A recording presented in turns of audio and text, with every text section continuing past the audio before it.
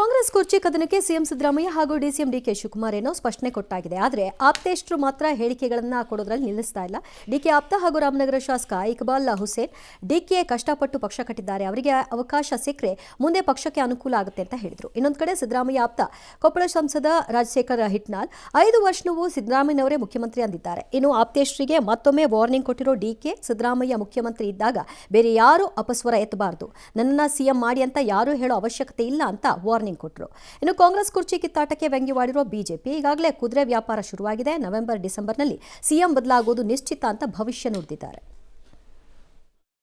ನಾನು ಹೇಳ್ತಾ ಇರೋದು ಬೇರೆಯವ್ರಿಗೆ ಒಂದು ಅವಕಾಶ ಸಿಕ್ಕಲಿ.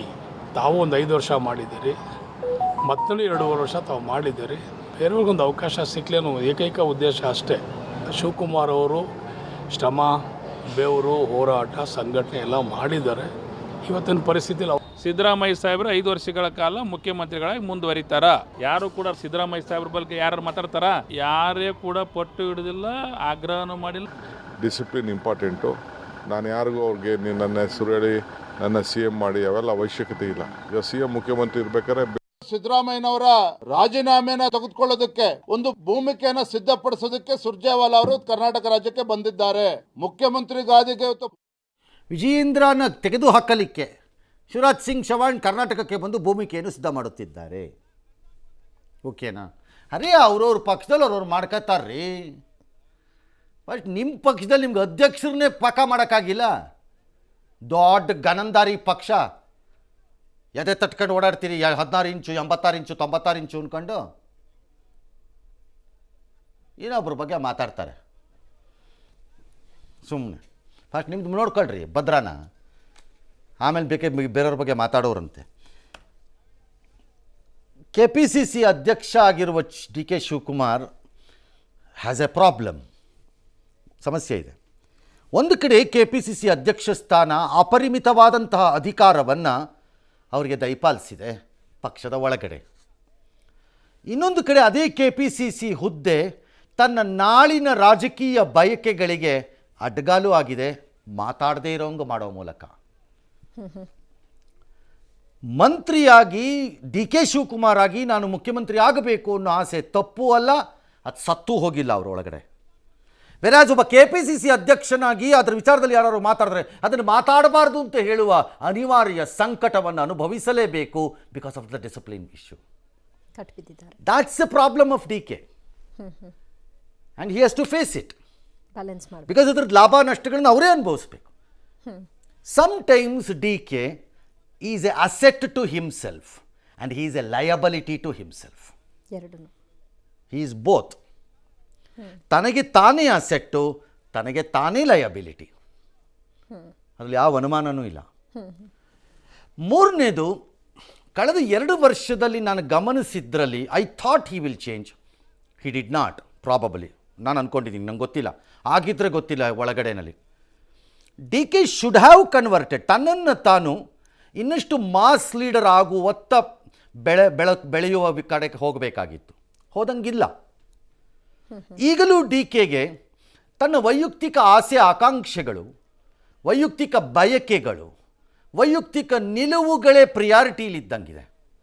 ಎಕ್ಸೆಪ್ಟ್ ಪಕ್ಷನಿಷ್ಠೆಯ ವಿಚಾರ ಬಿಟ್ಟರೆ ಅದು ಹೊರತುಪಡಿಸಿ that's a problem. Until a political leader mass ಕಡೆ ಬಂದು ಮಾಸ್ ಜೊತೆಲಿದೆ ಅನ್ನೋದನ್ನು ತಕ್ಕ ಮಟ್ಟಿಗೆ ಪ್ರೂವ್ ಮಾಡದೇ ಇದ್ದರೆ nobody will take you seriously. ಯಾತಕ್ಕೆ ತಗೋಬೇಕು? ಅದು ಮುಖ್ಯ. ಯಾಕೆ ತಗೋಬೇಕು ಮುಖ್ಯ. So that's a problem. ಇನ್ನು ಸಿದ್ದರಾಮಯ್ಯನವ್ರಿಗೆ ಹೀ ಥಾಟ್ ಪ್ರಾಬಬಲಿ ನನ್ನನ್ನು ಯಾರು ಟಚ್ ಮಾಡೋಕ್ಕಾಗಲ್ವೇನೋ ಅಂತ. That is not the situation ಈಗ ಅನ್ನೋದು ಸಿದ್ದರಾಮಯ್ಯನವ್ರಿಗೂ ಅರಿವಾಗಿದೆ. 5 ವರ್ಷದ ಹಿಂದೆ ಅಧಿಕಾರದಲ್ಲಿದ್ದಾಗ ಇದ್ದಿದ್ದ ಪರಿಸ್ಥಿತಿ ಅಲ್ಲ ಇದು ಅಂತ. ಕಾರಣ, ಈ ಬಾರಿ ಅಧಿಕಾರಕ್ಕೆ ಬರುವಾಗ ಸಿದ್ದರಾಮಯ್ಯನವರಷ್ಟೇ ಪಾತ್ರವನ್ನು ಅಥವಾ ಒಂಚೂರು ಹೆಚ್ಚು ಕಡಿಮೆ ಪಾತ್ರವನ್ನು DKನೂ ನಿರ್ವಹಿಸಿದ್ದಾರೆ ಎಂಬುದು ಸಿದ್ದರಾಮಯ್ಯನವ್ರಿಗೂ ಅರಿವಿದೆ, ಕಾಂಗ್ರೆಸ್ನವ್ರಿಗೂ ಅರಿವಿದೆ.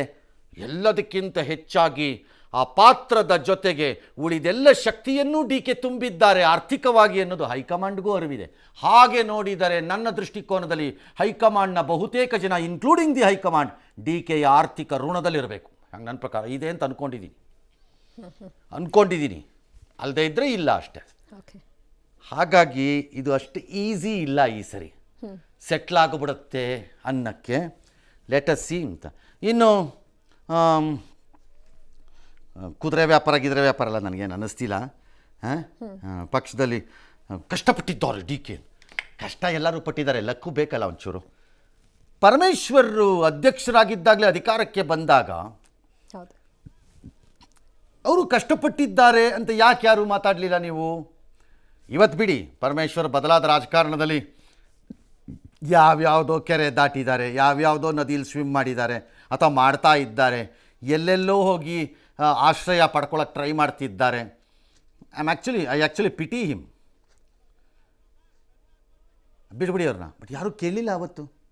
ಯಾಕಂದರೆ ಅವ್ರ ಸೋಲಿತ್ತಲ್ಲ ಸರ್. ಹಾಂ, ಸೊ ನಾಯಕನ ಸೋಲು ಇದು. ಹೇಗೆ ಅಂತ. ಹಾಗಾದರೆ ರಾಹುಲ್ ಗಾಂಧಿ ಅಮೇಥಿಯಲ್ಲಿ ಸೋತಾಗ ಯಾಕೆ ಅವ್ರನ್ನ ತಿರಸ್ಕಾರ ಮಾಡಲಿಲ್ಲ ನೀವು? ಅವ್ರನ್ನ ಪ್ರಶ್ನೆ ಮಾಡೋಕ್ಕಾಗಲ್ಲ. That's the point. ಇನ್ನು ಕಾಂಗ್ರೆಸ್ನಲ್ಲಿನ ಗೊಂದಲ, ಕೋಲಾಹಲ, ಅಸಮಾಧಾನ ತಣಿಸಲು ಬಂದಿರುವಂತಹ ಸುರ್ಜೇವಾಲಾ ಅವರು ಕೊನೆ ದಿನ ಇವತ್ತು ಶಾಸಕರ ಅಹವಾಲನ್ನು ಸ್ವೀಕಾರ ಮಾಡಿದ್ದಾರೆ. ಮೊದಲ ಹಂತದಲ್ಲಿ 40 ಶಾಸಕರ ಅಹವಾಲನ್ನು ಸ್ವೀಕರಿಸಿರೋ ಸುರ್ಜೇವಾಲಾ ಜುಲೈ 7ರಿಂದ 2ನೇ ಹಂತದ 1-to-1 ಮೀಟಿಂಗ್ ಮಾಡ್ತಾರಂತೆ. ಸಚಿವ ಈಶ್ವರ್ ಖಂಡ್ರೆ ಆದಿಯಾಗಿ ಎಲ್ಲರೂ ಲಿಂಗಾಯತ ಶಾಸಕರ ನಿಯೋಗ ಸುರ್ಜೇವಾಲಾ ಅವರನ್ನ ಭೇಟಿ ಮಾಡ್ತು. ವಿನಯ್ ಕುಲಕರ್ಣಿ ಹೊಂದಿರೋ ಕಾರ್ಯಾಧ್ಯಕ್ಷ ಹುದ್ದೆಗೆ ನೇಮಕ ಮಾಡೋದಾದ್ರೆ ನಮ್ಮ ಸಮುದಾಯದವ್ರನ್ನೇ ನೇಮಕ ಮಾಡಿ ಅನ್ನೋ ಡಿಮಾಂಡ್ ಅನ್ನು ಇಟ್ಟಿದ್ದಾರೆ. ಇವತ್ತು ಶಾಸಕ ದರ್ಶನ್ ಧ್ರುವನಾರಾಯಣ್, ನಯನ ಮೋಟಮ್ಮ, ರಮೇಶ್ ಬಂಡಿಸಿದ್ದೇಗೌಡ, ಟಿ.ಡಿ. ರಾಜೇಗೌಡ ಸೇರಿದಂತೆ ಮತ್ತಷ್ಟು ಶಾಸಕರು ಸುರ್ಜೇವಾಲಾ ಅವರನ್ನ ಭೇಟಿ ಮಾಡಿದ್ರು. ಇದೇ ವೇಳೆ ಸಚಿವರ ಮೌಲ್ಯಮಾಪನಕ್ಕೂ ಕೂಡ ಹೈಕಮಾಂಡ್ ಮುಂದಾಗೋ ಸಾಧ್ಯತೆ ಇದೆಯಂತೆ. ಸಚಿವರನ್ನ ದೆಹಲಿಗೆ ಕರೆಸಿಕೊಳ್ಳಬಹುದಾ ಅಥವಾ ಎಐಸಿಸಿ ನಾಯಕರೇ ಬೆಂಗಳೂರಿಗೆ ಬಂದು ಮೌಲ್ಯಮಾಪನ ಮಾಡಬಹುದಾ ಅಂತ ಹೇಳಲಾಗ್ತಿದೆ. ಇತ್ತ ಲಾಟ್ರಿ ಸಿಎಂ ಹೇಳಿಕೆ ವಿಷಯವಾಗಿ ಬಿ.ಆರ್. ಪಾಟೀಲ್ ಪ್ರತಿಕ್ರಿಯಿಸಿದ್ದಾರೆ. ನಾನು ನಿನ್ನೆ ಏನು ಹೇಳಿದ್ದಾರೆ ಬಿ.ಆರ್. ಪಾಟೀಲ್? ತಿರುಚಲಾಗಿದೆ. ನನ್ನ ಹೇಳಿಕೆಯನ್ನು ತಿರುಚಿ ನನ್ನ ತೇಜೋವಧೆಯನ್ನು ಮಾಡುವಂಥ ಕೆಲಸವನ್ನು ಮಾಡ್ತಾ ಇರೋದು ಇದು ಸರಿಯಲ್ಲ. ನಾನು ಸೋನಿಯಾ ಗಾಂಧಿಯನ್ನು ಭೇಟಿ ಮಾಡಿಸಿದ್ದೇನೆ ಅಂತ ಹೇಳಿರೋದು ಸಂಪೂರ್ಣ ತಪ್ಪು. ಅವರೊಬ್ಬ ಮಾಸ್ ಲೀಡರು, ಅವರಿಗೆ ಮುಖ್ಯಮಂತ್ರಿ ಮಾಡುವಂಥ ಶಕ್ತಿ ನನಗಿಲ್ಲ. ಅವರು ಮತ್ತು ನನ್ನ ಆತ್ಮೀಯ ಸಂಬಂಧವನ್ನು ಹಾಳು ಮಾಡೋದಕ್ಕೆ ಕೆಲವರು ಉದ್ದೇಶಪೂರ್ವಕವಾಗಿ ಪ್ರಯತ್ನ ಮಾಡ್ತಾ ಇದ್ದಾರೆ. ಏನು 9 ಜನ ಶಾಸಕರು ನಾವು JDS ಬಿಟ್ಟು ಅವ್ರ ನಾಯಕತ್ವದಲ್ಲಿ ಕಾಂಗ್ರೆಸ್ ಸೇರಿದ್ದೀವಿ. ನೀವೇ ಹೇಳಿದ್ರಲ್ರಿ ಫೋನಲ್ಲಿ ನಾನೇ ಮೀಟ್ ಮಾಡಿಸಿದ್ದು ಅಂತ, ನನಗೆ ಕೇಳಿಸ್ದಂಗಿತ್ತದ. ಅದ್ರಲ್ಲಿ ತಿರ್ಚೋ ಥರದ್ದು ಏನೂ ಇರಲಿಲ್ಲ ಸರ್. ಏನಿರಲಿಲ್ಲ ತಿರ್ಚಕ್ಕೆ. ನೀವು ತಿರ್ಚ್ಕೊಂಬಿಟ್ರಿ ಈಗ, ಅಥವಾ ನಿಮ್ಮ ಕೈ ಕಾಲಿ ಅವನಾರು ತಿರ್ಚಿರ್ಬೇಕು ಈಗ ಅಲ್ಲಿ ಒಳಗಡೆನಲ್ಲಿ. ಬಟ್ ಐ ಟೋಲ್ಡ್ ನೆನ್ನೆನೇ ಬಿ.ಆರ್. ಪಾಟೀಲ್ ಸಿದ್ದರಾಮಯ್ಯದೆಲ್ಲ ಸಂಬಂಧಗಳು ಏನು ಅಂತ ನೆನ್ನೆನೇ ಹೇಳಿದೆ. ಏನು ತಕಪಕ್ಕ ಕುಣಿತಿದ್ರಿ ಭಾಳ ಜನ ನಮ್ಮ ಫೀಲ್ಡು ಸೇರಿ. ಶೋಕು ಹಂಗಾಗ್ಬಿಡ್ತು, ರೆಬೆಲ್ ಅಂದ್ಕೊಂಡು ರಾಜಕಾರಣಿಗಳ ನಡೆಗಳನ್ನು ಅಂತಿಮ ನಿಲುವಾಗಿದೆ ಅದು ಅಂತ ಪರಿಭಾವಿಸಿ ನಮ್ಮ ಕೆಲಸ ನಾವು ಮಾಡೋಕ್ಕೆ ಹೊರಟ್ರೆ ಹೆಂಗೆ ಮಣ್ಣು ತಿಂತೀವಿ ಇನ್ನಕ್ಕಿದು ಇನ್ನೊಂದು ಸಾಕ್ಷಿ. ಅವ್ರನ್ನ ನಂಬ ಮಾಡ್ತೀರಲ್ರಪ್ಪ, ಅವ್ರನ್ನ ಯಾವನಾರು ನಂಬ್ತಾನೇನ್ರಿ? ಅವ್ರ ಮನೆ ಒಳಗಡೆನೇ ಅವ್ರನ್ನ ಭಾಳ ಜನ ನಂಬಲ್ಲ. ಯಾಕೆ ರಿಸ್ಕ್ ಬೇಡ, ಇವನು ಸ್ವಲ್ಪ ಕೇರ್ಫುಲ್ಲಾಗಿ ನೋಡೋಣ ಅಂತಾರೆ. ಹೇ ಹಣೆ ಬರಹ. All right. ಇನ್ನು MLAಗಳದ್ದು ಕರ್ಸಿ ಮಾತಾಡ್ತಿದ್ದಾರಂತೆ. ಏನು ರೀ ಮಾತಾಡ್ತೀರಿ? ಕರ್ಸಿ ಏನು ಮಾತಾಡ್ತೀರಿ? ಇಲ್ಲಿ ಹೋಗಿದ್ದಿದ್ದು MLAಗಳಿಗೆ ಅಭಿಪ್ರಾಯ ಕೊಟ್ಬಿಟ್ರೆ ಡೆಲ್ಲಿಗೆ ಹೋಗ್ಬಿಟ್ಟು ಚೇಂಜ್ ಮಾಡಿಸ್ಬಿಟ್ಟು ಲೆಟರ್ ಹಿಡ್ಕೊಂಬಂದ್ಬಿಡ್ತೀರಾ ನೀವು? ಯಾರಿಗೆ ಬಿಡ್ತೀರ್ರಿ ಇಂಥ ಬುರ್ಡೆನ?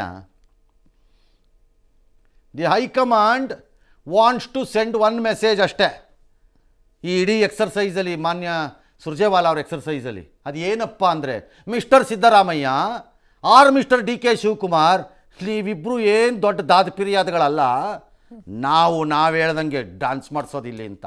Which is a old habit of Congress, ಹೊಸ ಹ್ಯಾಬಿಟ್ ಆಫ್ BJP. ಅಷ್ಟೇ, ಕಂಟ್ರೋಲ್ ನಂದದು ಅಂತ. ಆಗಾಗ್ಗೆ ನಾನು ಇದ್ದೀನಿ ಅಂತ ತೋರಿಸೋ ಮೆಥಡ್ ಇದು. ಅದನ್ನ ಈಗ ಪ್ರದರ್ಶನ ಆಗಿದೆ.